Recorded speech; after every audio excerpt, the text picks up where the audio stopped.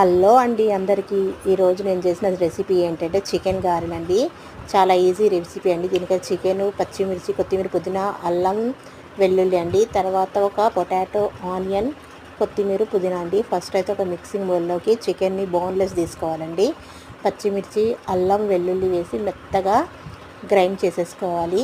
ఇది గ్రైండ్ చేసి పక్కన పెట్టేసుకొని తర్వాత మనము పొటాటోని సన్నగా తరుక్కోవాలండి. అలాగే ఆనియన్, కొత్తిమీర, పుదీనా సన్నగా కట్ చేసి ఉంచుకోవాలి.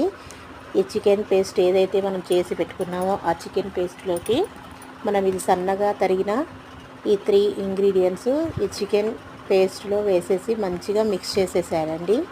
చూడండి, ఈ విధంగా వేసేసి మొత్తం మిక్స్ చేయాలి. అలాగే ఇందులోకి మనం టేస్ట్కి సరిపడా సాల్ట్ అండ్ కారం, పసుపు, గరం మసాలా వేసేసి దీనిలో మనం corn flour and rice flour ఉంటే కొంచెం శనగపిండి కూడా వేసేసుకొని మంచిగా మెత్తటి ముద్దలా కలిపేసుకోవాలండి. ఇప్పుడు దీన్ని మనం గారెల్లాగా వేసుకోవడమే.